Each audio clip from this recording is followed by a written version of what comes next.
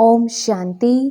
16 मई 2024 के ईश्वरीय महावाक्य। पहले सुनते हैं आज की मुरली से होमवर्क। बाबा ने कहा, इस ज्ञान में पहले सहन करना पड़ता है। जितना सहन करेंगे उतना अंत में प्रभाव निकलेगा।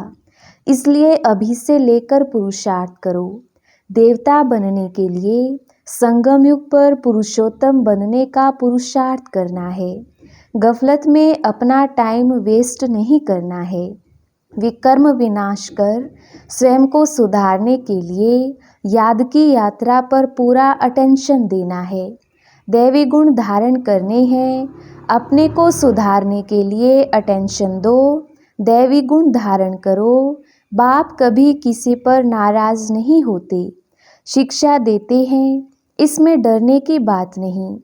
बाप हमें हीरे जैसा देवता बना रहे हैं।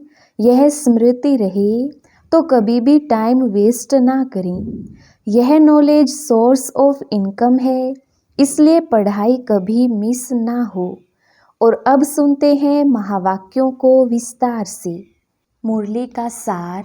मीठे बच्चे, अपने को सुधारने के लिए अटेंशन दो। दैवी गुण धारण करो। बाप कभी किसी पर नाराज नहीं होते। शिक्षा देते हैं, इसमें डरने की बात नहीं। प्रश्न, बच्चों को कौन सी एक स्मृति रहे तो टाइम वेस्ट ना करें। उत्तर, यह संगम का समय है। बहुत ऊंची लॉटरी मिली है। बाप हमें हीरे जैसा देवता बना रहे हैं। यह स्मृति रहे तो कभी भी टाइम वेस्ट ना करें। यह नॉलेज सोर्स ऑफ इनकम है, इसलिए पढ़ाई कभी मिस ना हो। माया देह अभिमान में लाने की कोशिश करेगी, लेकिन तुम्हारा डायरेक्ट बाप से योग हो तो समय सफल हो जाएगा। ओम शांति।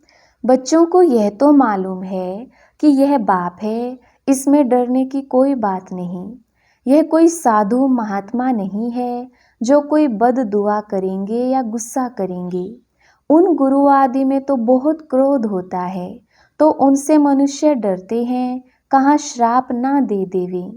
यहाँ तो ऐसी कोई बात नहीं। बच्चों को कभी डरने की बात नहीं। बाप से डरते वह हैं जो खुद चंचल होते हैं। वह लौकिक बाप तो गुस्सा भी करते हैं। यहाँ तो बाप कभी गुस्सा आदि नहीं करते हैं। समझाते हैं, अगर बाप को याद नहीं करेंगे तो विकर्म विनाश नहीं होंगे। अपना ही जन्म जन्मांतर के लिए नुकसान करेंगे। बाप तो समझाने देते हैं, आगे के लिए सुधर जाएं। बाकी ऐसे नहीं कि बाप नाराज होते हैं। बाप तो समझाते रहते हैं, बच्चे अपने को सुधारने के लिए याद की यात्रा पर अटेंशन दो। साथ साथ चक्र को बुद्धि में रखो। दैवी गुण धारण करो। याद है मुख्य। बाकी सृष्टि चक्र की नॉलेज तो बहुत सिंपल है। वह है सोर्स ऑफ इनकम, परंतु उनके साथ दैवी गुण भी धारण करने हैं। इस समय है बिल्कुल आसुरी गुण।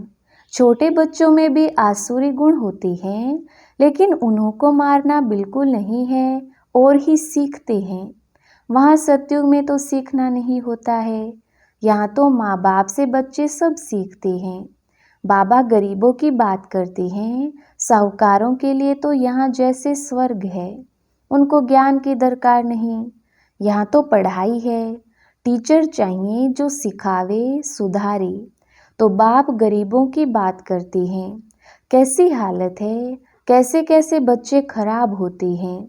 माँ बाप को सब देखते रहते हैं, फिर छोटेपन में ही सब खराब हो जाते हैं।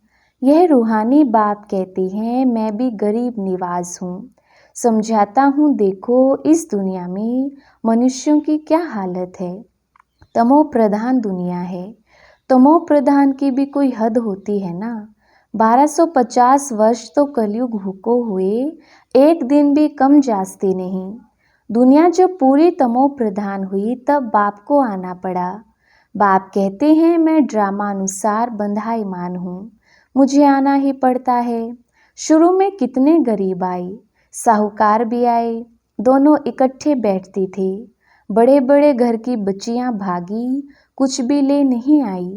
कितना हंगामा हो गया, ड्रामा में जो होने का था वह हो गया, ख्याल भी नहीं था ऐसे होगा। बाबा खुद वंडर खाता था क्या हो रहा है। इनों की हिस्ट्री बड़ी वंडरफुल है, यह भी ड्रामा में नोंद है।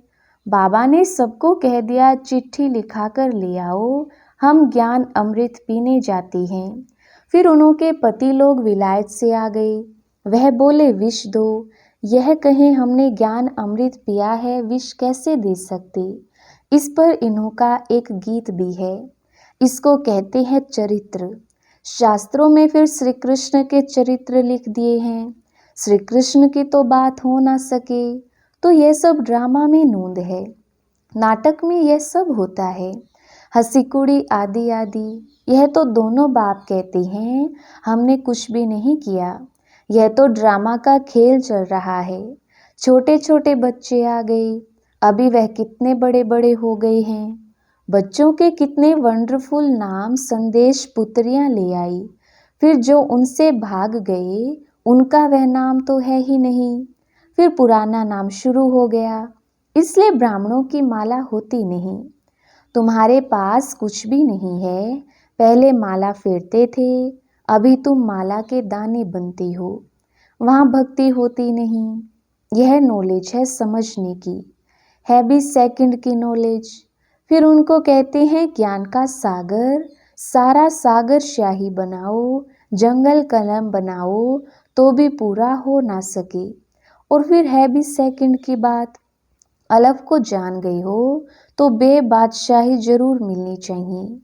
तो वह अवस्था जमाने में अर्थात पतित से पावन होने में मेहनत है। बाप कहते हैं अपने को आत्मा समझ, मुझ अपने बेहद के बाप को याद करो। इसमें है मेहनत। तदबीर कराने वाला टीचर तो है, परंतु किसकी तकदीर में नहीं है तो टीचर भी क्या करे। टीचर तो पढ़ाएंगे, ऐसे तो नहीं रिश्वत लेकर पास कर देंगे। यह तो बच्चे समझते हैं यह बाप दादा दोनों इकट्ठे हैं। ढेर बच्चियों की चिट्ठियां आती हैं बाप दादा के नाम पर। शिव बाबा केयर ऑफ प्रजापिता ब्रह्मा, बाप से वर्षा लेते हो इस दादा द्वारा। त्रिमूर्ति में है, ब्रह्मा द्वारा स्थापना कराते हैं। ब्रह्मा को क्रिएटर नहीं कहेंगे, बेहद का क्रिएटर तो वह बाप ही है। प्रजापिता ब्रह्मा भी बेहद का हो गया। प्रजापिता ब्रह्मा है तो बहुत प्रजा हो जाएगी। सब कहते हैं ग्रेट ग्रेट ग्रैंडफादर, शिव बाबा को ग्रेट ग्रेट ग्रैंडफादर नहीं कहेंगे, वह तो सभी आत्माओं का बाप हो गया। आत्माएं सभी भाई भाई हैं, फिर बहन भाई होते हैं। बेहद के सीजरे का हेड प्रजापिता ब्रह्मा हो गया, जैसे बिरादरी का सीजरा होता है ना, यह है बेहद का सीजरा। आदम और बीबी, एडम और ईव किसको कहते हैं? ब्रह्मा सरस्वती को कहेंगे। अब सीजरा तो बहुत बड़ा हो गया है, सारा झाड़ जर्जरीभूत हो गया है, फिर नया चाहिए। इसको कहा जाता है वैरायटी धर्मों का झाड़। वैरायटी फीचर्स हैं, एक ना मिले दूसरे से। हर एक की एक्टिविटी का पार्ट एक ना मिले दूसरे से। यह बहुत गुह्य बातें हैं, छोटी बुद्धि वाले तो समझ ना सके, बहुत मुश्किल है। हम आत्मा छोटी बिंदी हैं, परम पिता परमात्मा भी छोटी बिंदी है, यहाँ बाजू में आकर बैठते हैं। आत्मा कोई छोटी बड़ी नहीं होती है। बाप दादा दोनों का इकट्ठा पार्ट बड़ा वंडरफुल है। बाबा ने यह रथ बड़ा अनुभवी लिया है। बाबा खुद समझाते हैं यह भाग्यशाली रथ है। इस मकान अथवा रथ में आत्मा बैठी है। हम ऐसे बाप को किराए पर अपना मकान व रथ देवें तो क्या समझते हो? इसलिए इनको भाग्यशाली रथ कहा जाता है, जिसमें बाप बैठ तुम बच्चों को हीरे जैसा देवता बनाते हैं। आगे थोड़ी समझते थे, बिल्कुल तुच्छ बुद्धि थी।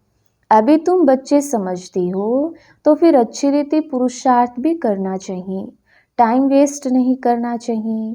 स्कूल में टाइम वेस्ट करने से नापास हो जाएंगे। बाप तुमको बहुत बड़ी लॉटरी देते हैं, कोई राजा के घर जन्म लेते हैं तो जैसे कि लॉटरी मिली ना, कंगाल है तो उनको लॉटरी थोड़ी कहेंगे। यह है सबसे ऊंची लॉटरी, इसमें टाइम वेस्ट नहीं करना चाहिए। बाबा जानते हैं माया की बॉक्सिंग है, घड़ी घड़ी माया देह अभिमान में लाती है।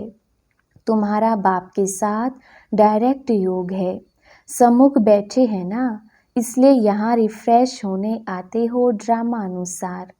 बाप कहते हैं मैं तुमको जो समझाता हूँ वह धारण करना है। यह ज्ञान भी तुमको अभी मिलता है, फिर प्रायलोप हो जाता है।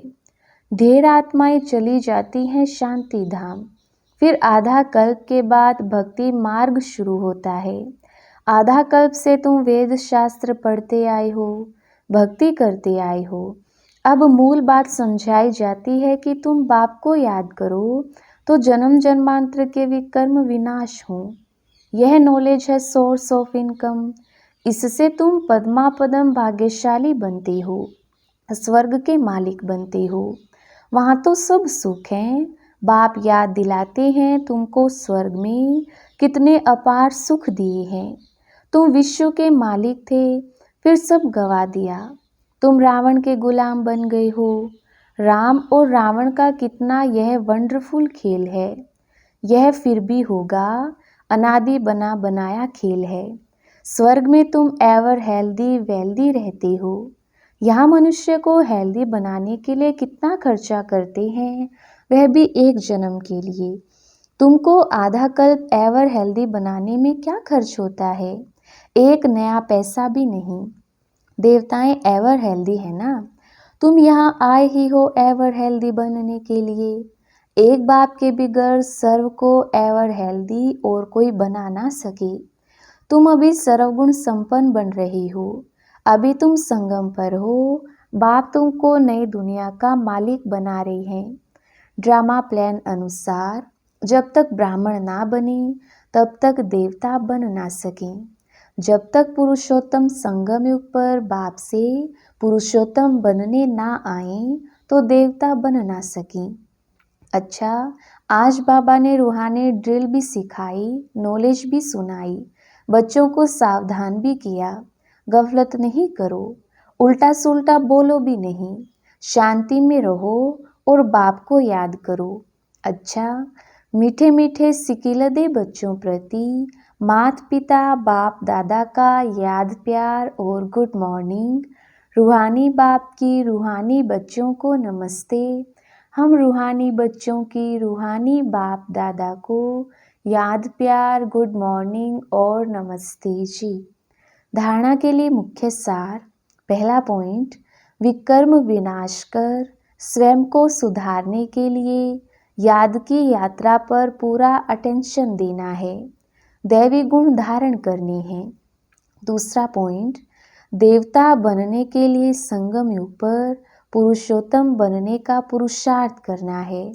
गफलत में अपना टाइम वेस्ट नहीं करना है।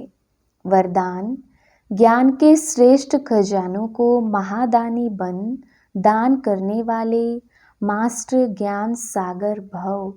विस्तार, जैसे बाप ज्ञान का सागर है, ऐसे मास्टर ज्ञान सागर बन सदा औरों को ज्ञान दान देते रहो। ज्ञान का कितना श्रेष्ठ खजाना आप बच्चों के पास है, उसी खजाने से भरपूर बन याद के अनुभवों से औरों की सेवा करो। जो भी खजाने मिले हैं, महादानी बन उनका दान करते रहो, क्योंकि यह खजाने जितना दान करेंगे उतना और भी बढ़ते जाएंगे। महादानी बनना अर्थात देना नहीं, बल्कि और भी भरना। स्लोगन, जीवन मुक्त के साथ देह से न्यारे विदेही बनना, यह है पुरुषार्थ की लास्ट स्टेज। मातेश्वरी जी के मधुर महावाक्य। गुप्त वेशधारी परमात्मा के आगे कन्याओं माताओं का संन्यास। अभी दुनियावी मनुष्यों को यह विचार तो आना चाहिए कि इन कन्याओं माताओं ने संन्यास क्यों लिया है। यह कोई हठयोग कर्म संन्यास नहीं है, परंतु बिल्कुल सहज योग, राजयोग, कर्म योग संन्यास जरूर है। परमात्मा खुद आए जीते जी देह सहित देह के सभी कर्मेंद्रियों का मन से संन्यास कराता है, अर्थात 5 विकारों का संपूर्ण संन्यास करना जरूर है। परमात्मा आए कहता है दे दान तो छूटे ग्रहण। अब माया का यह ग्रहण जो आधा कल्प से लगा हुआ है, इससे आत्मा काली पतित बन गई है। उनको फिर से पवित्र बनाना है। देखो देवताओं की आत्माएं कितनी पवित्र और चमत्कारी हैं। जब सोल पवित्र है तो तन भी निरोगी पवित्र मिलता है। अब यह भी संन्यास तब हो सकता है जब पहले कुछ चीज मिलती है। गरीब का बालक साहूकार की गोद में जाता है तो जरूर कुछ देख गोद लेता है, परंतु साहूकार का बालक गरीब की गोद में नहीं जा सकता। तो यहाँ यह कोई अनाथ आश्रम नहीं है। यहाँ तो बड़े बड़े धनवान कुलवान माताएं कन्याएं हैं जिन्हों को दुनियावी लोग अब भी चाहते हैं कि घर में वापस आ जाएं, परंतु इन्होंने क्या प्राप्त किया जो उस मायावी धन पदार्थ अर्थात सर्वंश संन्यास किया है, तो जरूर उनसे उन्हों को जास्ती सुख शांति की प्राप्ति हुई, तभी तो उस धन पदार्थ को ठोकर मार दी है।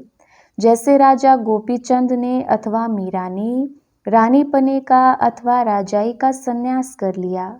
यह है ईश्वरीय अति इंद्रिय अलौकिक सुख, जिसके आगे वो दुनियावी पदार्थ तुच्छ हैं। उन्हों को यह पता है कि इस मर्जीवा बनने से हम जन्म जन्मांतर के लिए अमरपुरी की बादशाही प्राप्त कर रही हैं, तभी भविष्य बनाने का पुरुषार्थ कर रही हैं। परमात्मा का बनना माना परमात्मा का हो जाना, सब कुछ उसको अर्पण कर देना, फिर वो रिटर्न में अविनाशी पद दे देता है।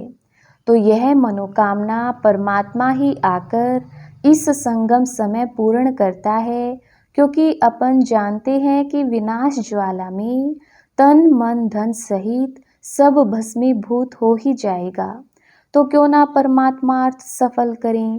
अब यह राज भी समझना है कि जब सब विनाश होना है तो हम भी लेकर क्या करें।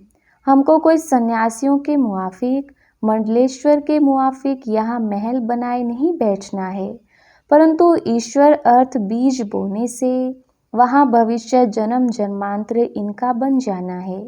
यह है गुप्त राज।